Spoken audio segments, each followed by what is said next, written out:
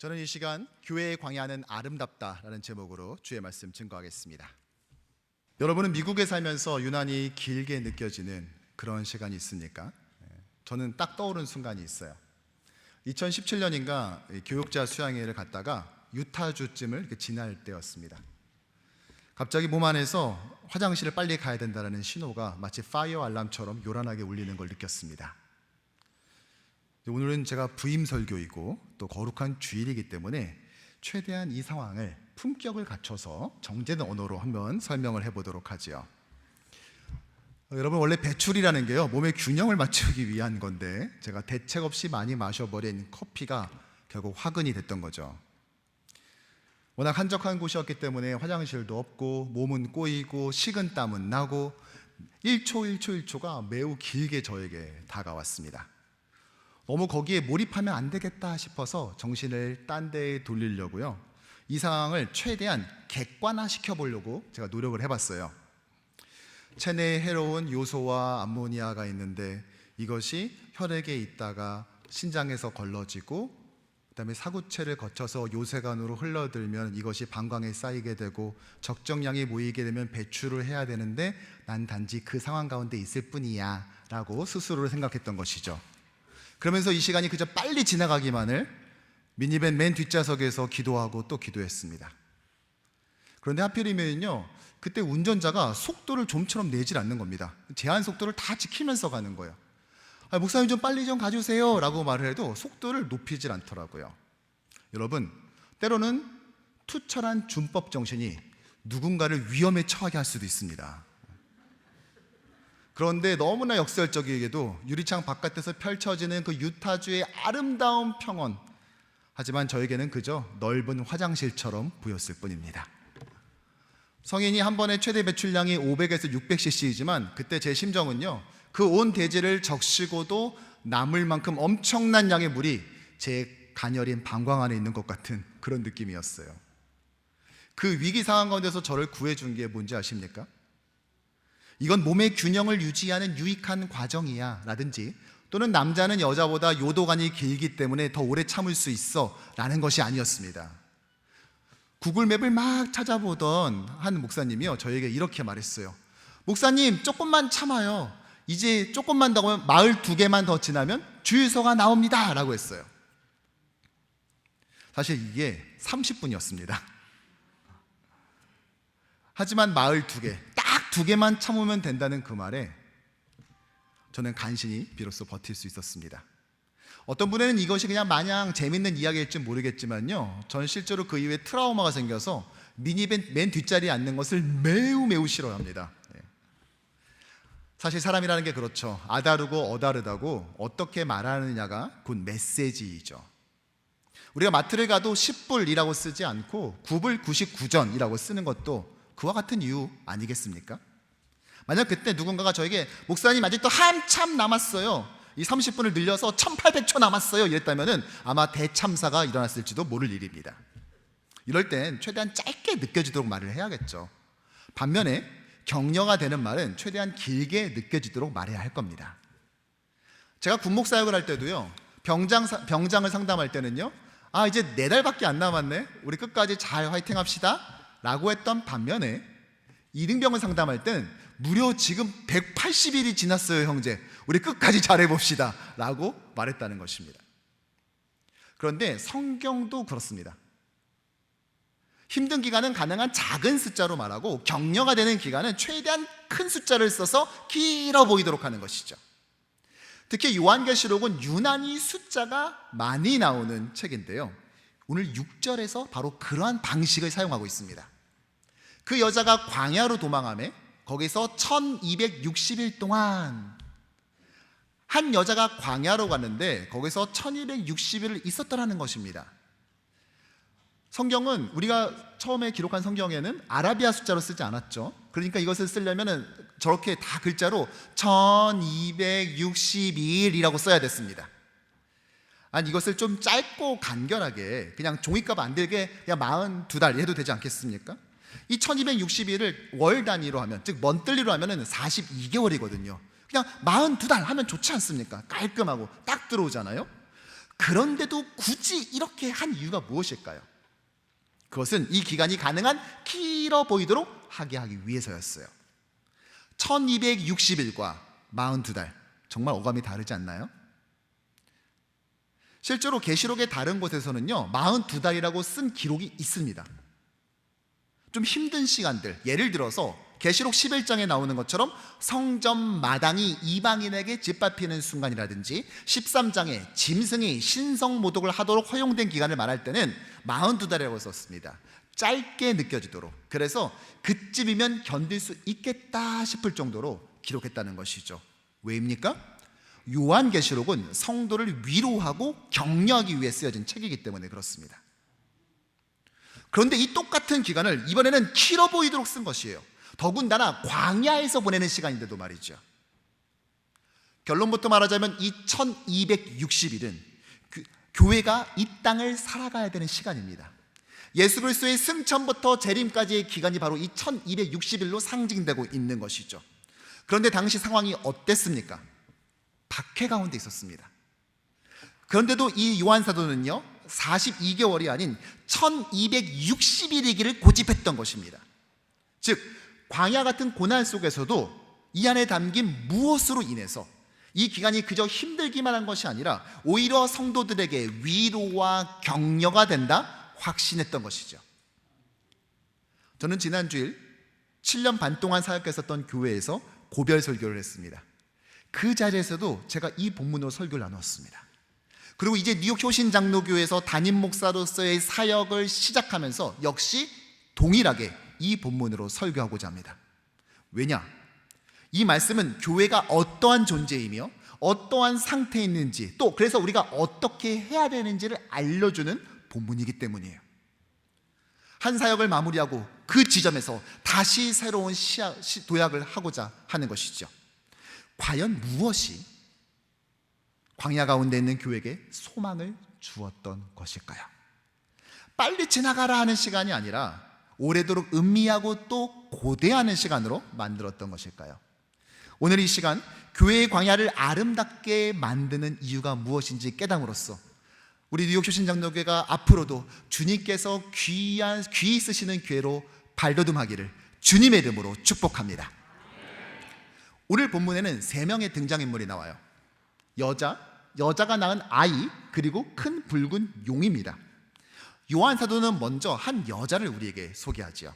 1절의 본문을 다 같이 읽어볼까요? 하늘에 큰 이적이 보이니 해를 옷 입은 한 여자가 있는데 그 발 아래에는 달이 있고 그 머리에는 12별의 관을 썼더라. 이 여자는 해를 옷 입고 달 위에 올라서서 무려 12개의 별이 달린 관을 썼습니다. 사실 이 10이라는 숫자는 성경 전체에서 교회를 상징하는 수이죠. 구약의 교회인 12지파라, 또 신약의 교회인 12사도처럼 말이죠. 더군다나 오늘 이 여인을 묘사한 모습을 보자면요, 구약의 한 부분을 오마주하고 있는 것을 알 수 있습니다. 바로 요셉의 꿈입니다. 요셉의 꿈에서 보면은 자신의 부모가 해와 달로서, 또 11명의 형제들이 11개의 별이고, 또 자신의 요셉의 별에게 모두가 절하는 장면이 나오죠. 여기서도 12별이 나오네요. 그리고 매우 공교롭게도 요셉의 꿈에 나온 이 형제 12명은 모두 다 후에 이스라엘의 구약의 교회인 12지파가 되는 것을 볼 수 있습니다. 그러니까 이 여자는 교회, 더 구체적으로 말하자면 구약의 교회인 것입니다. 그런데 이 여인은 매우 중요한 순간 가운데 있었어요. 바로 출산이 임박했던 것입니다. 이 여자가 아이를 베어 해산하게 되매 아파서 애를 쓰며 부르짖더라. 이 여자는 출산의 고통으로 지금 부르짖고 있습니다. 아마 이 말씀을 보면서요 감정이입이 되시는 분도 있을 거예요. 특히 남다르게 어렵게 출산하신 분들 계시지 않습니까? 세상에서 말하는 소위 가장 억울하고 힘든 출산, 24시간 내내 오롯이 꼬박 진통을 다 느꼈다가 결국은 제왕절개로 나는 분들, 이런 분들이요. 근데 여러분 여기다 너무 감정이입하시면 안 됩니다. 왜냐하면 요한계시록은 실제 발생한 사건을 기록한 것이 아니라 은유와 상징을 통해 교회를 위로하는 책이기 때문입니다. 출산 다큐가 아니라 여자로 상징된 교회와 구원에 관한 책이라는 것이죠. 자, 구약의 교회가 이제 아이를 출산하게 됐습니다. 이게 무슨 말입니까? 성경에서 해산의 진통을 가장 먼저 소개한 본문이 있는데 바로 인간의 타락 직후의 장면입니다. 내가 너로 여자와 원수가 되게 하고 내 후손도 여자의 후손과 원수가 되게 하리니 여자의 후손은 내 머리를 상하게 할 것이요 너는 그의 발꿈치를 상하게 할 것이니라 하시고 또 여자에게 이르시되 내가 내게 임신하는 고통을 크게 더하리니 내가 수고하고 자식을 낳을 것이며. 우리에게 익숙한 이 본문은요, 인간이 타락한 직후에 하나님께서 여자의 후손이 뱀의 머리를 짓밟는, 즉 사단의 권세를 멸하는 구원자를 보내주겠다고 하는 첫 번째 구원 언약이었습니다. 그런데 이 구원 언약을 아담과 하와는 기록할 만한 글자나 책이 없었죠. 실제로 이게 기록된 것은 한참 후인 모세 때 아닙니까? 물론 입에서 입으로 구전으로 전달했겠지만 하나님은 보다 분명하게 인간이 존재하는 한 절대로 이 구원 언약을 잊어버릴 수 없도록 해산의 진통 과정에 이 이미지를 덮었습니다. 따라서 오늘 본문을 보면서 이 진통하는 여자를 보면서 아유 저렇게 고생하지 말고 빨리 무통주사 맞지 이러면 안 되고요, 구약에서 예고한 메시아의 도래가 이제 임박했구나 라는 심상치 않은 느낌을 받으셔야 합니다. 그리고 드디어 그것이 이루어졌습니다. 여기서 바로 두 번째 인물을 소개합니다. 바로 여자가 낳은 아들이지요. 여자가 아들을 낳으니 이는 장차 철장으로 만국을 다스릴 남자라. 구약의 교회가 낳은 이 아이 누구입니까? 철장으로 만국을 다스릴 남자. 사실 이것은 시편의 말씀을 인용한 거예요. 시편 2편 9절의 말씀을 함께 읽어보죠. 내가 철장으로 그들을 깨뜨리며 질그릇같이 부수리라 하시도다. 아멘. 누구를 말하는 시편입니까? 네, 바로 우리 주 예수 그리스도를 예고하는 시편입니다. 바로 예수께서 창세기 3장에 예고된 여자의 후손으로 구원자로 이 땅에 오사 만국의 주인이 되신다는 것입니다. 그런데 예수의 오심을 기준으로 우리가 구약과 신약을 나누잖아요. 그러니까 지금까지 구약의 교회에서 이제 이 여인은 신약의 교회로 자연스럽게 넘어가게 되는 것입니다. 이렇게 요한계시록 12장은 성경 곳곳에 흩뿌려진 이 해산하는 여인과 그를 통해서 출산하는 아들의 은유를 통해 예수의 오심과 구약 이 구원 언약의 성취를 그려내고 있는 것입니다. 그런데 이 출산 과정은 결코 쉽지만은 않았습니다. 오늘 3절에서 마지막 세 번째 등장인물이 나오는데요, 갑자기 분위기가 급변해버려요. 바로 큰 붉은 용인데 사도 요한은 그에 대해서 이렇게 묘사하고 있습니다. 하늘에 또 다른 이적이 보이니 보라 한 큰 붉은 용이 있어. 이 용의 정체가 과연 무엇일까 생각했는데 결코 어렵지 않습니다. 왜냐? 뒤에 9절에서 아주 선명하게 그를 소개합니다. 큰 용이 내쫓기니 옛 뱀, 곧 마귀라고도 하고 사탄이라고도 하며 온 천하를 꿰는 자라. 이 용은 창세기에선 아담과 하와를 꿰던 옛 뱀이었고 또 비방하는 자라는 뜻의 디아볼로스, 즉 마귀, 그리고 대적하는 자라는 뜻의 사탄으로 표현되고 있습니다. 거기에 붉은색, 즉 잔인성과 파괴의 본능을 가진 자로 묘사함으로써 당시 초대교회의 성도들을 순교의 피를 흘리게 만들었던 그런 대적이라는 것을 우리에게 보여주고 있는 것이죠.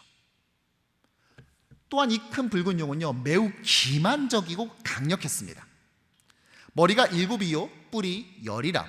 그 여러 머리에 7 왕관이 있는데 그 꼬리가 하늘의 별 3분의 1을 끌어다가 땅에 던지더라. 이 붉은 용은 계시록에서 어린 양 예수를 흉내내면서 자신도 7 왕관을 쓰고 있습니다. 우리를 속이려고 하는 것이죠.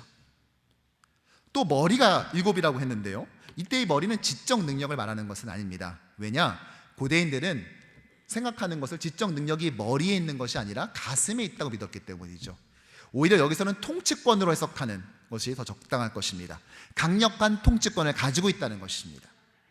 또한 뿔이 10개라고 했죠. 뿔은 힘을 상징합니다. 그러면서 손가락 10개, 발가락 10개, 있어야 될 것이 가득 찬 완전함, 즉 강력한 파워를 가지고 있는 존재라고 묘사하고 있습니다. 문제는 사탄이 이 강력한 힘을 가지고 무엇을 하냐 하는 것이죠.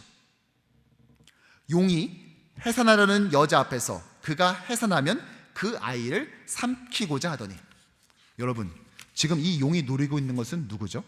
누구를 노립니까? 여자입니까? 아이입니까? 아이, 즉 예수님을 노리고 있습니다. 붉은 용으로 묘사된 이 마귀는 역사 내내 예수의 구원 사역을 어떻게든 방해하려고 끈질기게 시도했습니다. 여자의 후손이 오지 못하도록 가인은 아벨을 죽였고, 기근을 통해 아브람과 야곱의 가족을 몰살시키려 했으며, 애굽왕 바로를 지켜서 히브리 남자아이를 죽이는 인종 청소를 했습니다.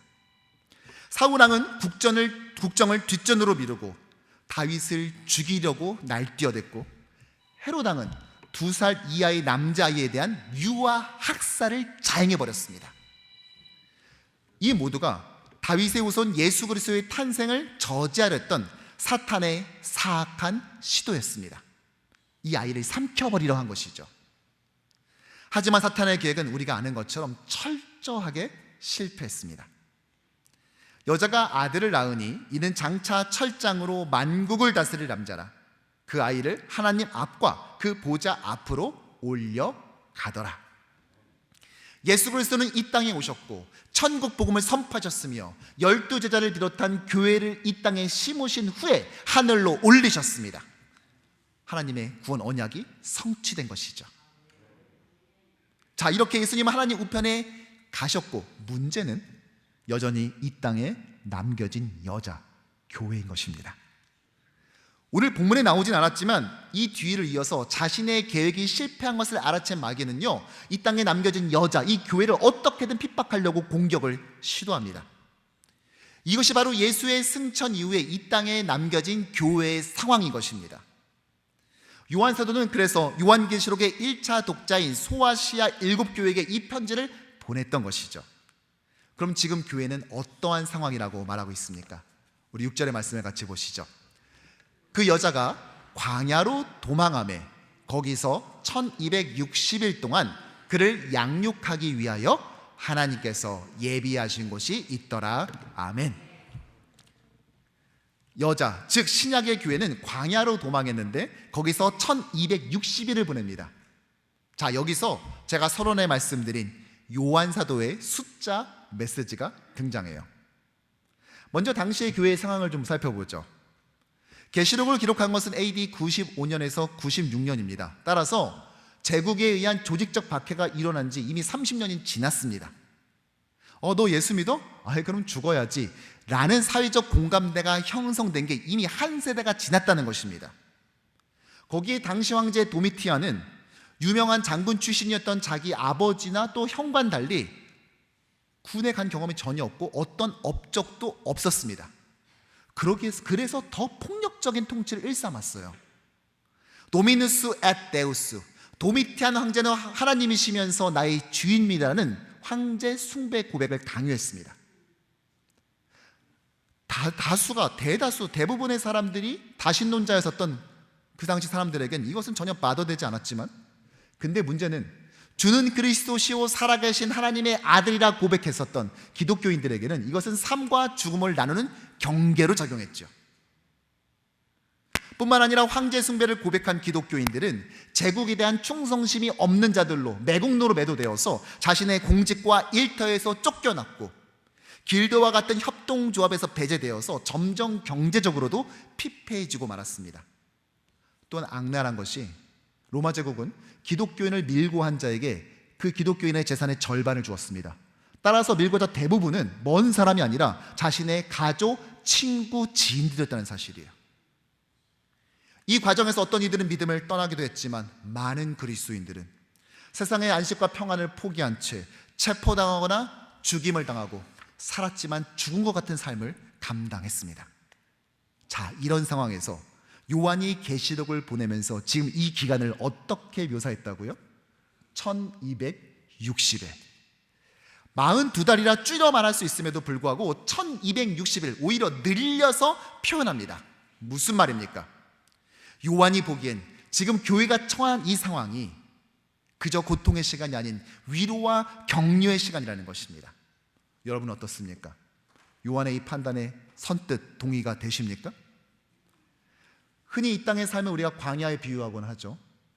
특별히 이민의 삶은 더욱더 그러한 것 같습니다. 지난 이민 목회는 저에게 그것을 알려주는 시간이었습니다. 신분이 없어서 한국에 계신 아버지가 돌아갔음에도 불구하고 아버지의 장례에 참석하지 못하고 그저 전화기만 붙들고 엉엉 우는 집사님을 신방할 때 제가 뭐라 위로할 수 있었겠습니까? 그저 1시간 내내 같이 있어주면서 손잡아주고 같이 흐느끼는 것 외에 제가 할 수 있는 것은 아무것도 없었습니다. 말로는 모범적 이민자라고 아시언을 띄워놓더니 정작 위급할 때는 모른 척하는 인종차별에 분노하기도 합니다. 네, 저마다 형태는 다를지언정 새로운 곳에 내리는 이 치열함은 결코 녹록지 않은 것입니다. 거기에 우리 뉴욕 효신장로교회 공동체가 올 한 해 보냈었던 이 광야의 생활은 더욱더 쉽지 않았을 것입니다. 그러니까 제가 지금 광야가 고통스럽지 않다고 말하는 것이 아닙니다. 다만 이 광야에 고난만 있는 게 아니라는 것이죠. 하나님께서는 주의 교회를 광야로 이끄신 이유에 대해서 이렇게 설명을 합니다. 그 여자가 광야로 도망하매 그를 양육하기 위하여 하나님께서 예비한 곳이더라. 여러분, 어쩌다 보니까 광야로 온 것이 아닙니다. 하나님께서 우리를 이끌고 가시다가 야야야 어떡하냐 이 광야다 이렇게 하신 것이 아니라는 것입니다. 오늘 본문을 지역하면은요, 하나님께서 준비하신 그 광야에, 세팅하신 그 광야에 교회를 데리고 오셨다는 표현이에요. 그리고 그 목적을 뭐라고 말합니까? 양육을 위해서라고 말합니다. 양육한다는 것은 무슨 말이죠? 사실 과거 하나님께서 공동체를 광야에 데리고 오셔서 양육하신 적이 있죠. 언제입니까? 네, 출애굽 때였습니다. 그때 그 광경을 보면 하나님께서 자신의 교회를 어떻게 양육하는지를 알 수 있는데 두 가지를 통해서 알 수 있어요. 첫 번째, 하나님은 만나를 먹여서 양육합니다. 양육이라는 단어는 실제로 양식을 먹음으로써 성장하는 것을 의미해요. 어찌 만나뿐이었습니까? 메추라기를 보내서 단백질을 보충하게도 하시고, 반석에서 천연 안반수를 내기도 하시고, 낮에 뜨거운 태양을 막아주려고 구름기둥이라는 초대형 캐노피를 쳐주시고, 밤에는 저체온증에 빠질까봐 불기둥이라는 지역 난방 히터를 틀어주십니다. 또 이 두 개의 기둥은 언제 가고 언제 서야 될지를 알려주는 초대형 내비게이션 역할도 감당을 했죠. 이렇게 하나님께서는 교회에게 그때그때마다 필요한 것을 공급하는 맞춤식 은혜를 베풀어 주셨습니다. 따라서 이 만나는 하나님의 보호의 상징인 것입니다. 하지만 여기서 기억해야 될 것이 있어요. 이 요한계시록은 한 개인에게 읽으라고 준 성경이 아니라는 것입니다. 이것은 소아시아 7교회가 돌려가며 읽었던 회람 편지, 즉 공동체에게 준 편지입니다. 하나님은 우리를 만나로 먹이시지만 공동체적으로 먹이셨습니다. 우리 집 앞에만 떨어진 것이 아니라 이스라엘의 진영 전체에 내린 것이 아닙니까? 오늘 본문에서 여자는 교회를 상징하지요. 교회는 빌딩이 아니라 예수 그리스도를 따르는 사람들의 모임입니다. 따라서 교회는 기본적으로 단수가 아니라 복수예요. 마치 제가 지금 쓰고 있는 안경을 영어에서 글래스라고 하지 않고 글래시스라고 하지 않습니까? 왜요? 유리가 하나가 아니라 두 개니까요. 그럼에도 오늘 본문에서 이 교회를 여자들이 아니라 여자라고 말하고 있습니다. 교회는 단수와 복수, 나와 우리의 경계를 뛰어넘는 신비의 공동체인 것이죠. 하나님은 우리를 만나를 통해 먹이고 양육하되 공동체 안에서 또 공동체를 통해서 역사하는 것입니다. 때로는 공동체의 중보기도를 통해서 역사하기도 하지만 때로는 공동체 안에서 직접적인 도움을 통해 역사하기도 합니다. 저 역시 그 공동체의 만나를 먹어본 자입니다. 대부분의 이민 생활이 그렇듯 저희 가족도 미국에 와서 힘들게 아파트를 구하고요, 그곳에 입주한 날이 있습니다. 테이블도 없으니까 종이박스 엎어놓고 그 위에서 라면을 먹으며 이민자의 첫 식사를 했어요. 그리고 이민 가방에 간신히 넣어온 얇은 이불을 펴서 애들은 거기에서 자게 하고, 저희 부부는 수건을 말아서 비계만 만든 채 맨 바닥에서 첫날 밤을 지냈죠. 물 하나도 없으니까 물이라도 사러 가야 되겠다. 아침에 마트를 가려고 문을 딱 열었는데 발 밑에 뭐가 있는 겁니다. 몇 통의 생수와 휴지, 비누, 칫솔, 치약, 이런 것들이 좀 있었어요. 근처에 사시는 권사님 한 분이 아무래도 필요하겠다라고 생각이 들어서 본인 집에 있는 것을 부랴부랴 챙겨서 거기다 놓고 가신 거예요. 그 외에도 7년 반 동안 교회를 통해 체험한 만나는 이루 말할 수가 없습니다. 제가 미국에 와서 깨달은 것 중에 하나가, 크레딧 스코어가 나쁜 사람보다 크레딧 히스토리가 없는 사람이 더 나쁘다는 것입니다. 한국에서 이제 막 왔으니까 어떠한 크레딧 히스토리가 없으니까 어플리케이션을 내도 계속 아파트가 되지가 않는 것입니다. 그때 부모 자식 간에도 안 해준다는 이 코사이너를 본인이 해주면 안 되겠냐고, 괜찮겠냐고 먼저 전화를 걸어오신 장로님 덕분에 저는 비로소 아파트에 들어갈 수 있었고, 지난주 수요일 제가 떠났었던 그 아파트가 바로 그 지금까지 살아왔던 곳이었습니다. 그 사랑이 없었다면, 공동체를 향한 그 만나가 없었다면 친척 하나 없는 이 미국 땅에 살면서 제가 어떻게 감당할 수 있었을까요? 여러분, 웃고 있다고 해서 항상 행복한 것이 아닌 것처럼 울지 않는다고 해서 힘들지 않은 것은 아닙니다. 조금만 고개를 돌려서 주변을 살펴보시면요, 나를 통해 만나를 경험해야 될 지체들이 교회 곳곳에 있음을 우리는 알 수 있습니다.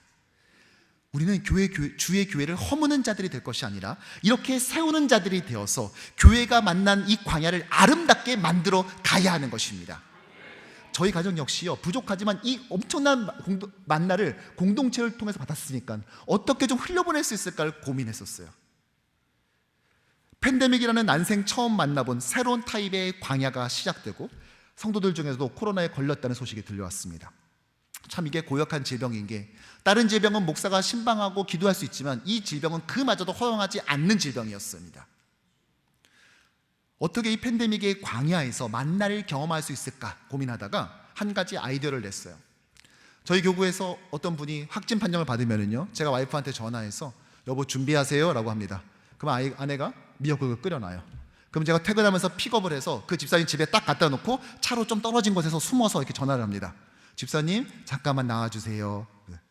제가 온 게 아니에요. 제가 온 게 아니고, 그냥 문 여세요. 네, 오른쪽 2시 방향 아래, 고고. 그거 가지고 집에 들어가세요.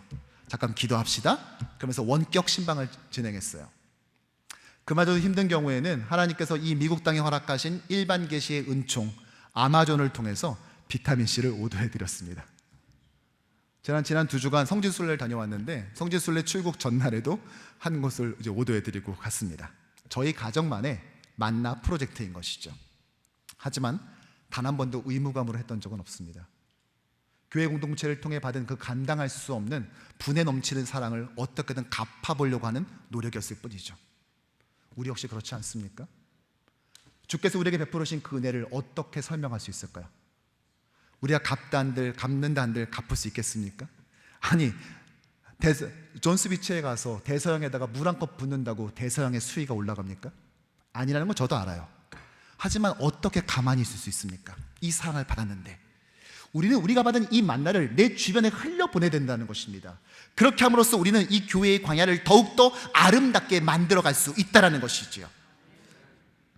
제가 지난번 설교를 하고 돌아가면서 장로님들께 부탁한 것이 있었어요. 제가 다음에 다시 오면 그때는 부임해서 와야 될 텐데 신방을 해야 되잖아요. 분명히 팬데믹 기간에 담임 목사가 부재되어 있고 또 여러 상황 때문에 목양적으로 지금 사각지대에 있는 분들이 분명히 있을 겁니다. 저는 잘 모르니까 장로님들께서 그 가정들을 선별해 주십시오. 그러면 제가 그 가정을 신방하겠습니다 라고 부탁을 드렸습니다.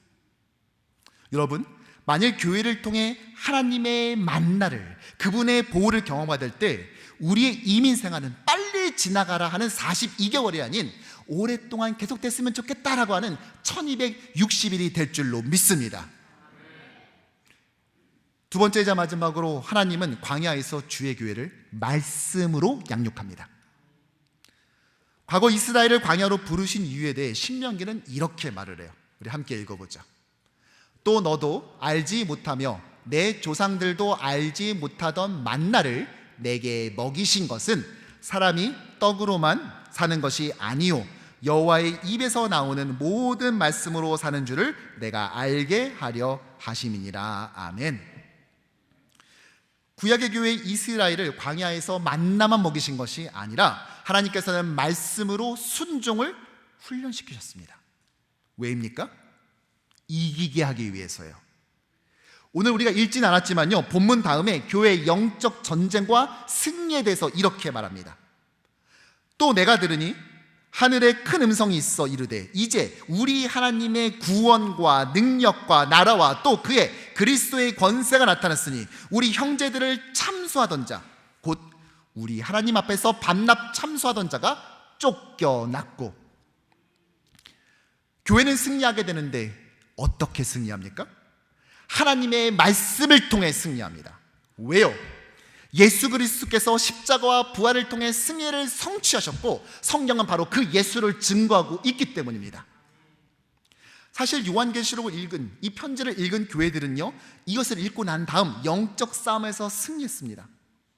가끔 이 계시록을 무슨 종말의 암호 코드나 음모론처럼 여기는 경우가 있는데요, 이 편지는 명백하게 구원자이자 승리의 주인이신 예수 그리스도를 주목하는 성경입니다. 아니, 신약 성경 27권 모두가 그렇죠. 마태복음은 예수님을 왕이신 메시아로, 마가는 순종의 종으로, 누가는 흠없는 인자로, 요한복음은 성육신하신 하나님으로 우리에게 소개합니다. 사도행전에서 예수님은 약속대로 성령을 보내신 선교 디렉터이시며 로마서에서는 믿음의 구원자요, 고린도전서에서는 교회의 하나됨이시고 후서에서는 교회의 강함이 되어주십니다. 예수님은 갈라디아에서 기독교 자유 대헌장을 선언하시고 에베소서에서는 교회의 머리가 되시며 빌립보서에서는 기쁨의 원동력이요,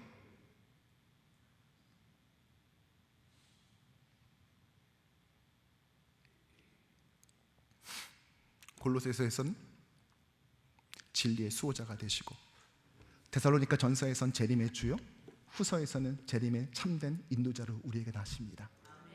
주님께서는 당신의 교회를 위해 디모데 전서에서 주의 목회자를 세우시고 후서에선 세우신 그 목회자를 격려해 주시며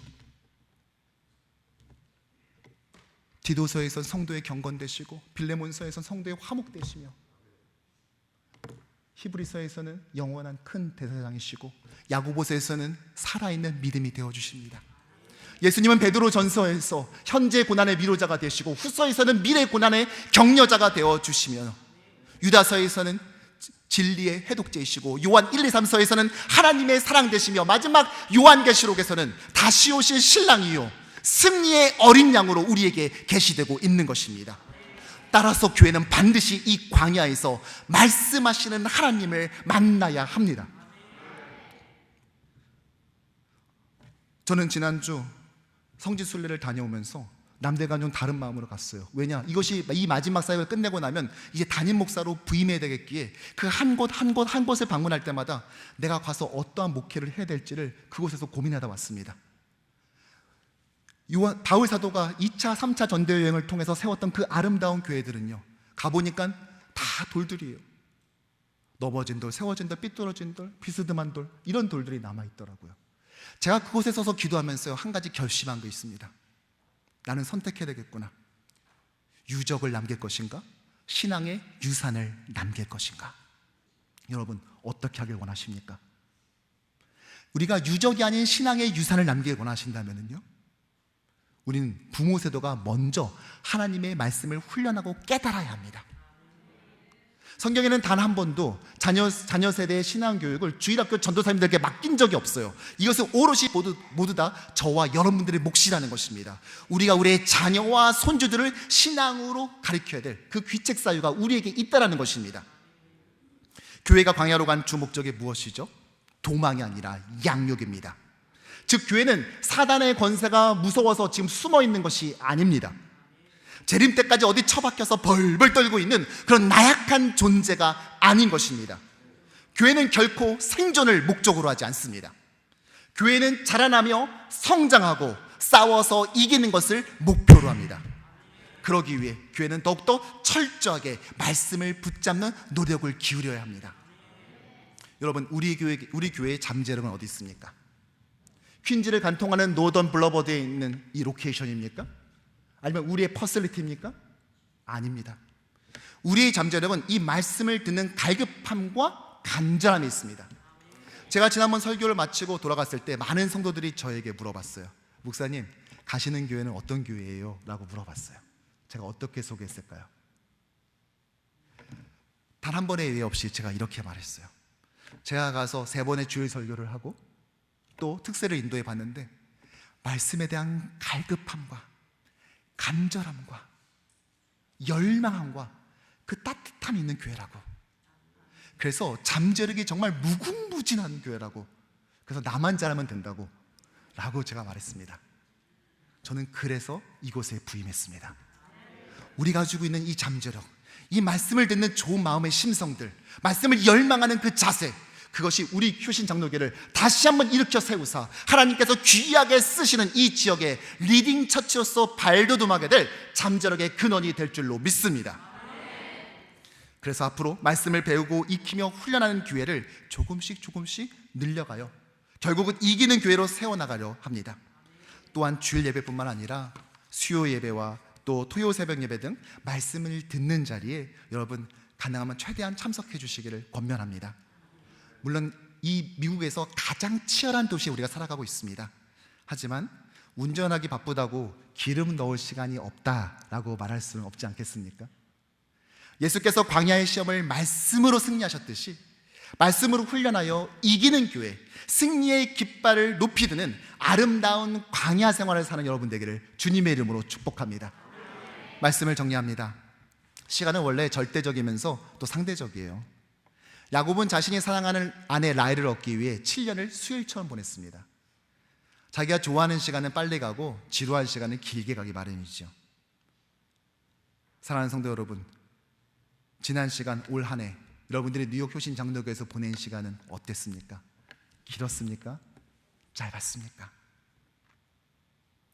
뉴욕에만 15만, 뉴저지에 10만, 합쳐서 25만 명의 한인들이 살아가는 이곳에서 우리 교회가 있기에 그들의 이민 생활이 빨리 지나가라 하는 42개월이 아닌 계속되라 하는 1260일로 만드는 그 귀한 사명 감당할 줄로 믿습니다.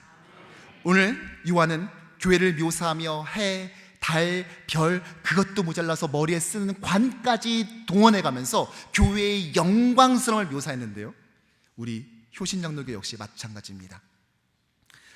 청빙위원회에서 마지막 인터뷰를 하면서 마지막 질문이 이거였습니다. 목사님, 혹시 청빙이 되시면 정말로 우리 교회 와 주실 거죠? 어쩌면 이런 위축됨과 좀 어려움이, 그늘짐이 우리 마음 가운데 있을지도 모르겠습니다.